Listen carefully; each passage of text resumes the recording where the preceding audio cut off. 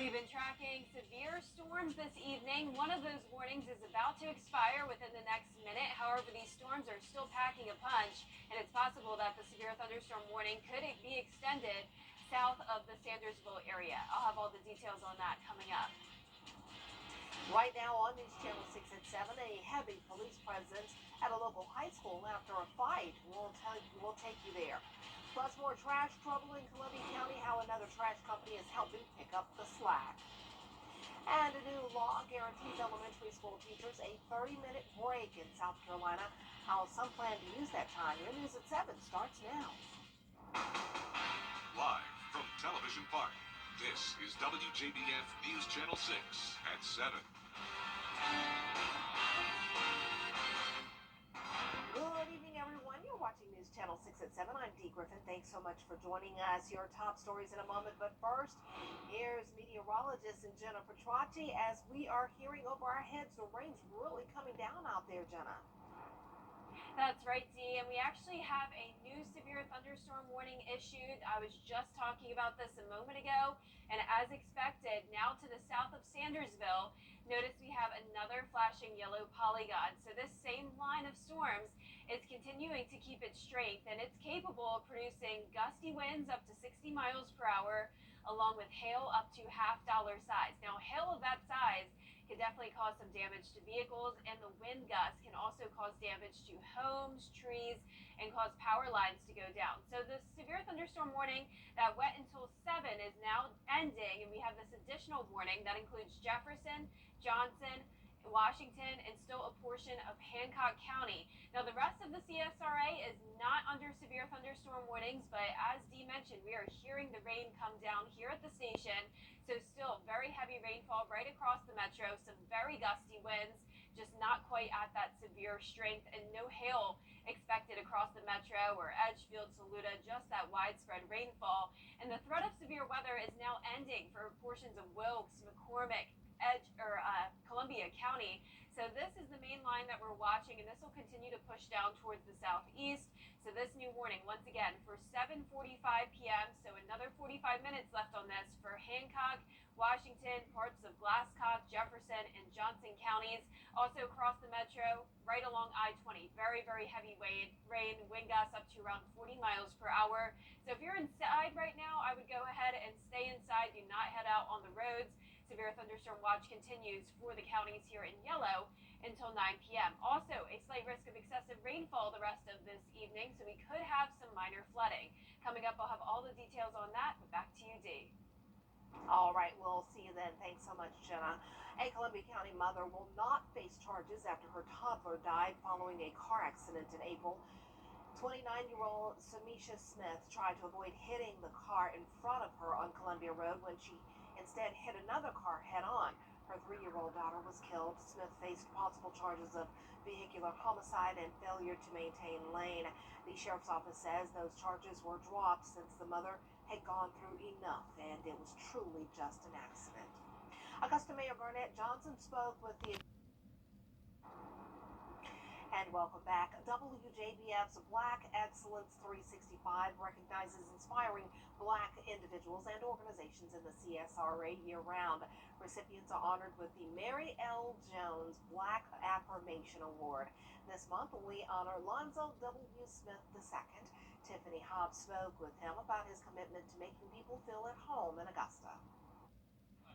At around 20 years old, Lonzo Smith was preparing to come out to his family. He wanted to tell his mother first, but before he could, his father asked him out to dinner. And he asked me if I was gay. And that was my truth or dare moment. And I said yes. And he looked at me and said, I wish you would have told me sooner. A father's acceptance, no questions asked. The moment set the stage for the rest of Smith's life. I had a family that embraced differences in me. But even still, it took me a long time to accept it in myself. Because I didn't have the language for a long time.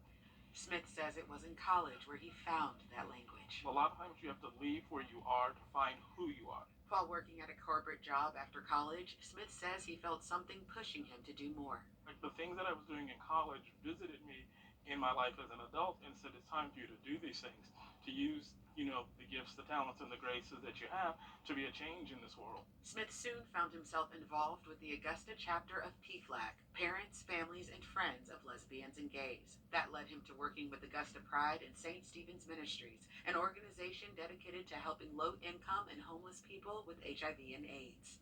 The markets that we have here in Augusta, when you provide resources like St. Stephen's Ministries, PFLAG, Augusta Pride, Michelle's Kids, having those resources provide people so that they can save their lives. Smith tells us he's dedicated the last few years to getting the LGBTQIA community support that was once non-existent. There's a thing called the Municipality Equality Index, and it rates cities on how they are supportive for diverse communities, particularly communities with people within the LGBTQIA communities. So if you're looking at these things and you say, what is this community lacking? This community, is lacking a sheriff's liaison. We were able to establish a sheriff's liaison. One memory that will always stick out to Smith are the words from a 60-year-old man who attended Augusta Pride. And he's like, I can finally embrace who I am. And he says he's never felt more happy to be who he is. Just being able to do that is really important. Smith tells us he hopes his work encourages people to walk in love. And everybody wants to have a successful human life. How I choose to live my life might reflect differently than yours, but that doesn't make it any less valid. And I want people to realize that we can all be a part of this. After 2 years as president of Augusta Pride, Smith is passing the torch. He says he hopes resources in Augusta continue to grow. To be a lamplight to people's path, because without, lighting the path, people can get lost. And we don't want our children to get lost. As for himself, he hopes to foster the love in his life. I'm sending one of my loves into the world. And I want them to be successful too. I want to be cheerleaders for my friends. As he embarks on this new chapter, Smith is claiming it as his season of yes. And I'm saying yes to opportunities, yes to things that are new experiences. And so it's opened my life up to abundance. And I'm in a good season. I am in a really good season. I'm a blessed season. In Augusta, Tiffany Hobbs, WJBF, News Channel 6. Congratulations. And if you would like to nominate someone in the community to receive the Black Excellence Award, visit our website at WJBF.com. Congratulations. And if you would like to nominate someone in the community to receive the Black Excellence Award, visit our website at WJBF.com. Well, coming up, a government shutdown is on the horizon if Congress doesn't figure out a funding bill. We'll have more after the full forecast.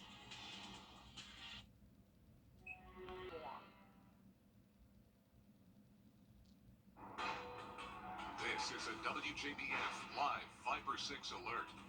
It is absolutely pouring here at Television Park. We have some very heavy rain right across the metro, along with wind gusts up to 50 miles per hour. So the storms across Augusta, Aiken, Evans, for example, are not severe warned, but we are definitely experiencing that heavy rain, and those gusty winds could still cause objects to blow around, possibly even some small trees to fall down. So even though it's not severe, still something to take seriously, and I would recommend staying inside until the rain passes. Now, our main focus, though, is on the severe warned storms, and that's in Glasscock, Washington, Jefferson, and parts of Johnson County, where this line is pushing in now. Notice this warning goes until 7:45 p.m. Now, in addition to the 60-mile-per-hour wind gusts, we could have penny-sized hail here as well. So earlier, this was capable of producing half-dollar-sized hail. It is starting to weaken now in that regard, but still some very strong storms here right around Sandersville, Davidsboro now, pushing into Louisville now, currently over Rennes, and back across the metro. As you can see, the heavy rain, especially over in Aiken County, that's where I'm expecting those winds to be the worst. And on our Terry Lambert Hyundai Skyview cam in Aiken, you can see it's very cloudy outside, a gloomy night with the roads very, very wet. 79 degrees as our temperature. We have a north wind of 15 miles per hour. Of course, that's the sustained wind, though, so gusts will be higher than that. Dew point at 75, so a very muggy evening with temperatures pretty much all in the 70s, at least in the areas with the rain. Now, we are seeing warmer temperatures in the southern portion of the CSRA, 81 in Sylvania, still 86 in Swainsboro, with no rain yet so far today, but this line of storms will continue to sag towards the south, capable of producing severe thunderstorm warnings for, say, Emmanuel County.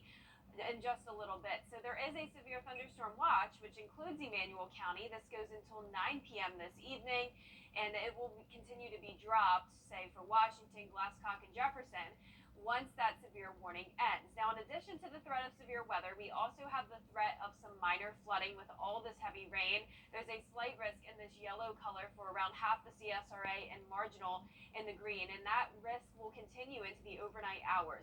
So far today, around half the CSRA has been pretty dry, but we have reached around 3 to 3.5 inches in portions of Lincoln, McCormick, and Edgefield counties. Wow, we're hearing some very loud thunder here now at the station.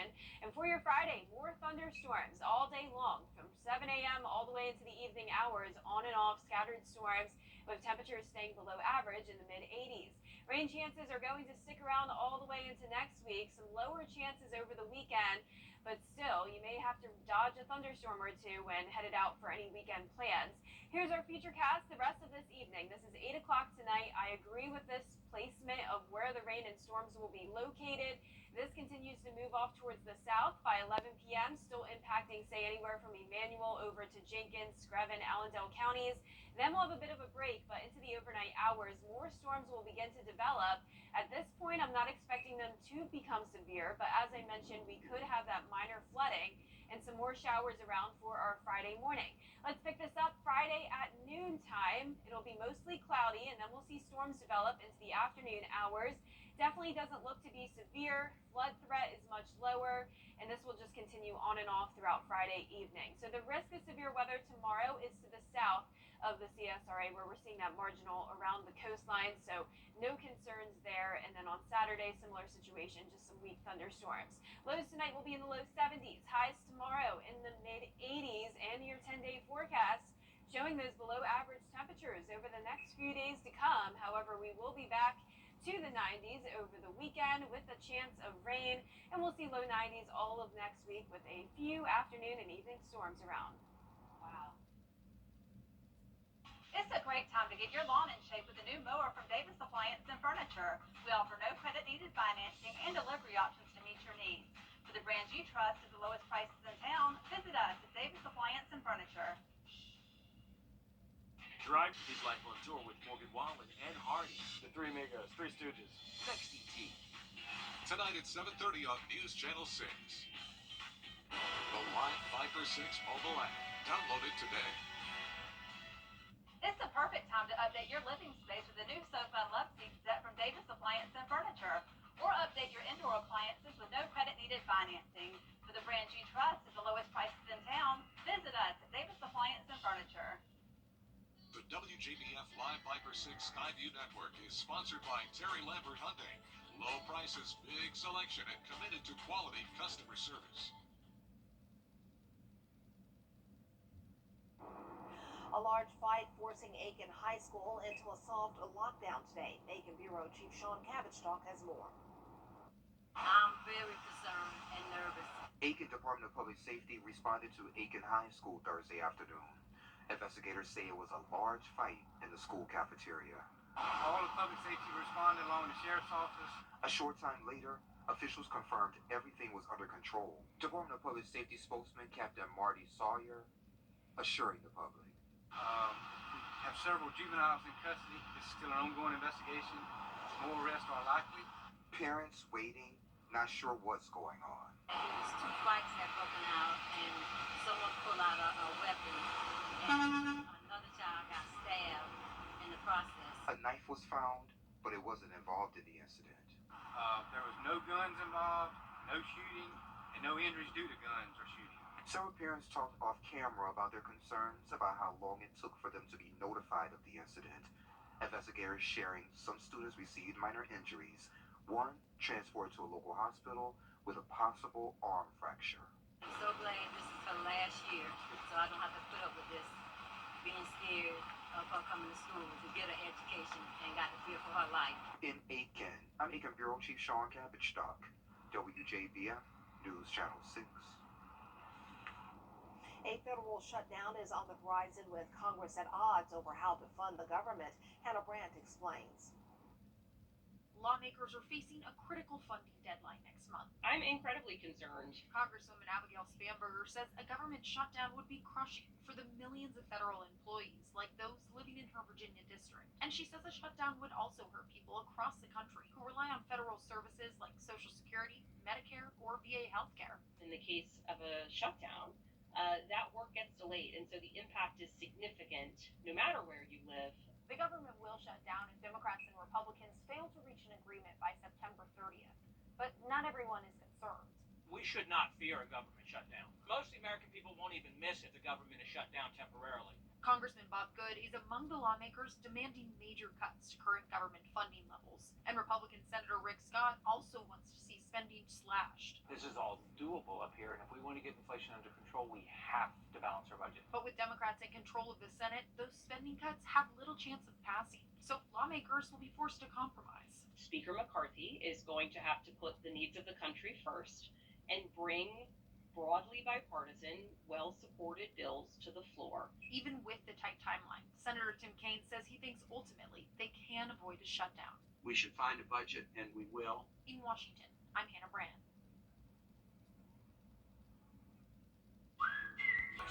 Hardee's, goodness in the making. Get exclusive offers on the Hardee's app. Well, today more students in our viewing area start a new school year. As school districts welcome school students back to the classrooms, we want to encourage you this year with some of our back-to-school photos. Take a look.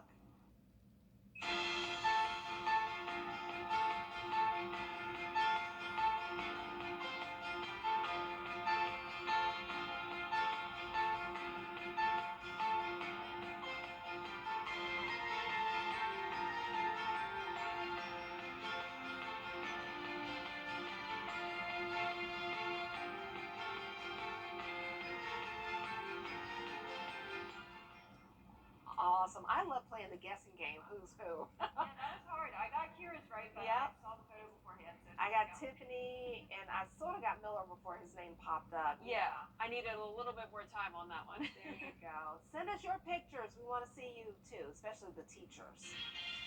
That's our time for tonight. Have a great but safe evening.